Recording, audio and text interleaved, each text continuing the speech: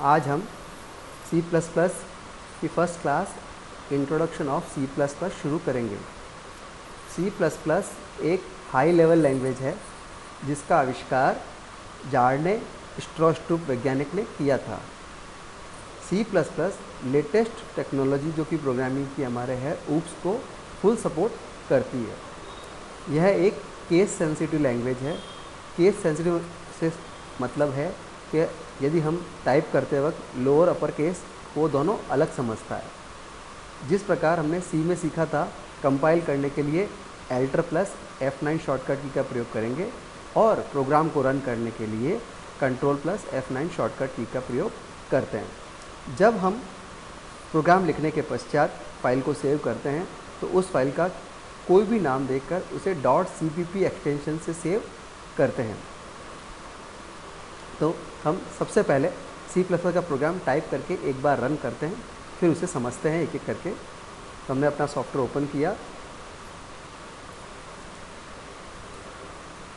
हमने लिखा #include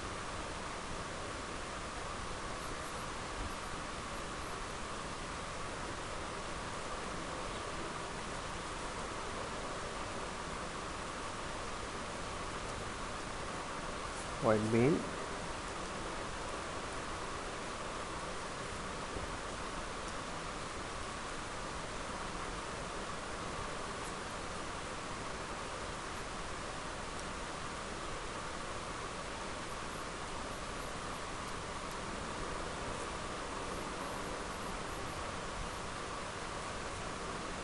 cin A, cout, enter B, cin D, C equal to A plus B and cout sum is C, get ch। सबसे पहले हम file को save करते हैं। फाइल को सेव करने के लिए फाइल सेव, जैसे हमने इसका नाम दिया माय फर्स्ट प्रोग्राम .cpp, हमें इसका एक्सटेंशन क्या देना है .cpp।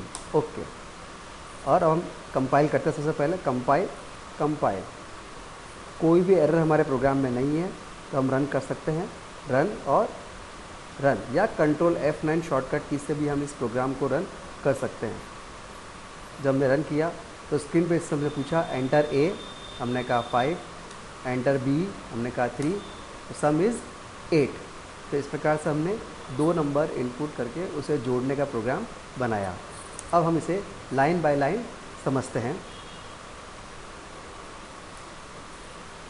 हमारी सबसे पहली लाइन है #include iostream.h।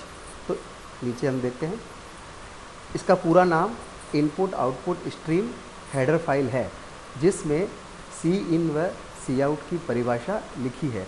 जिस प्रकार हमने प्रोग्राम में 2 कीवर्ड यूज़ किए हैं, एक तो है cout और एक हमने यूज़ किया है cin। तो इन cin व cout की डेफिनेशन है जो कि iostream.h हेडर फाइल में लिखी है। यदि हम cin व cout का यूज़ करना चाहते हैं तो हमें इस हेडर फाइल को प्रोग्राम में इंक्लूड करना आवश्यक है। #include conio.h, सेकेंड लाइन हमारी है #include conio.h। इसका पूरा नाम console input output header file है, जिसमें clrscr व getch की परिभाषा लिखी है। अर्थात जब हमने प्रोग्राम में 2 फंक्शन और यूज़ किए हैं, clrscr और getch, तो इन दोनों की जो परिभाषा है वह हमारे conio.h हेडर फाइल में लिखी है। अतः यदि हमें clrscr व getch फंक्शन का यूज़ करना है तो हमें इस हेडर फाइल को इंक्लूड करना आवश्यक है।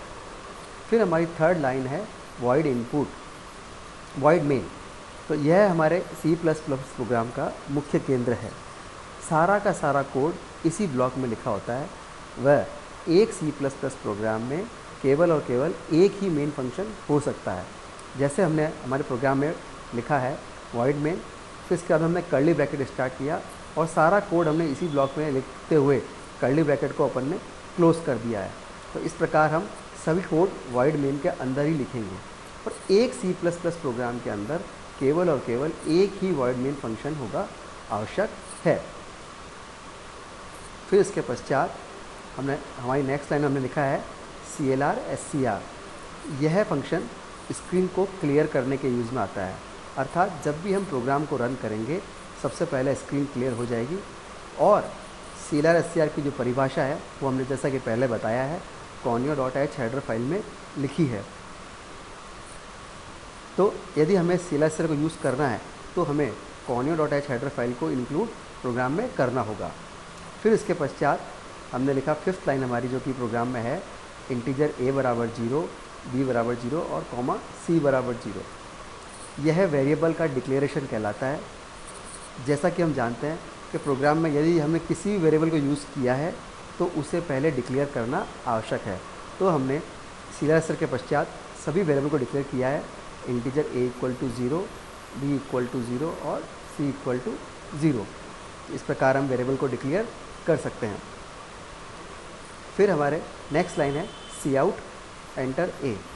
cout का यूज़ आउटपुट को कंसोल पर प्रिंट करने के यूज़ आता है। कंसोल से तात्पर्य है कि हमें हमारी जो स्क्रीन है उसके ऊपर यदि हमें आउटपुट को प्रिंट करना है तो हम cout का यूज़ करेंगे। cout की परिभाषा iostream.h हेडर फाइल में लिखी है, अर्थात यदि हमें cout का यूज़ करना है तो हमें इसकी header file iostream.h header file का यूज़ करना होगा। उसके पश्चात हमने प्रोग्राम में लिए एक और कीवर्ड यूज़ किया है cin। cin का यूज़ कंसोल पर अर्थात स्क्रीन के ऊपर इनपुट करने के यूज़ में आता है और इसकी परिभाषा भी iostream.h हेडर फाइल में लिखी है। cin हमको प्रोग्राम में इनपुट करने की फैसिलिटी प्रदान करता है। इसके द्वारा हम वेरिएबल को प्रोग्राम में इनपुट कर सकते हैं, वेरिएबल की वैल्यू को इनपुट कर सकते हैं और इसकी परिभाषा iostream.h हेडर फाइल में लिखी है। फिर हमारी लास्ट लाइन है प्रोग्राम की getch। इसका प्रयोग स्क्रीन को एक की के लिए रोकने के यूज़ किया जाता है, जिससे कि हमारा प्रोग्राम एक की के लिए रुक जाता है और इसकी परिभाषा भी conio.h हेडर फाइल में लिखी है, अर्थात यदि हमें getch का यूज़ करना है तो हम conio.h हेडर फाइल का प्रयोग करेंगे।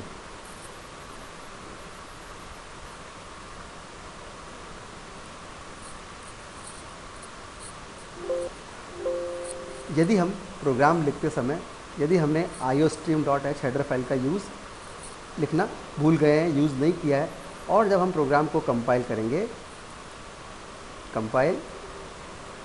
तो वो हमें 2 एरर दिखाएगा। जब तक हम इन एरर को फिक्स नहीं करेंगे हमारा प्रोग्राम एग्जीक्यूट रन नहीं होगा।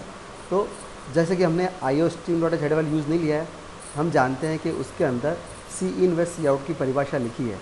अतः देखिए हमारी पहली एरर कह रहा है अनडिफाइंड सिंबल cout और अनडिफाइंड सिंबल cin, अर्थात उसको cin व cout समझ में नहीं आ रहा है। अर्थात यदि हमें cin व cout का यूज़ करना है तो हम इसका प्रयोग करेंगे। तो हम पुनः लिखते हैं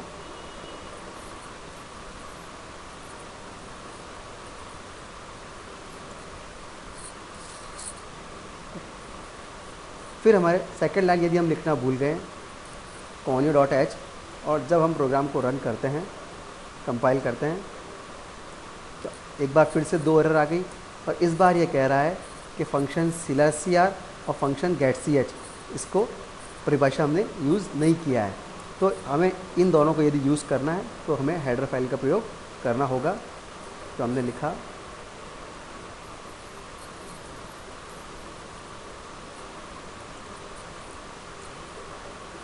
conio.h। जब हम इसे चलाएंगे कंपाइल करेंगे कोई भी एरर नहीं है और रन 5 पुनः रन करेंगे 5 3 सम इज़ 8। यदि हम प्रोग्राम लिखते वक्त यदि हमने वेरिएबल को डिक्लेयर नहीं किया और हम कंपाइल करते हैं तो हमें 3 एरर प्राप्त होती है। वो कह रहा है कि उसे undefined symbol a, undefined symbol b and undefined symbol c अर्थात आपने प्रोग्राम में वेरिएबल ए व बी व सी को डिक्लेयर नहीं किया है। यदि हमें प्रोग्राम में इनका यूज़ करना है तो उसे डिक्लेयर करना आवश्यक है।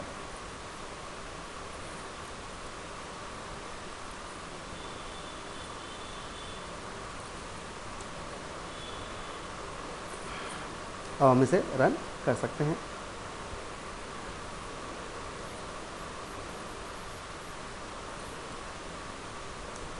Answer is some is 79।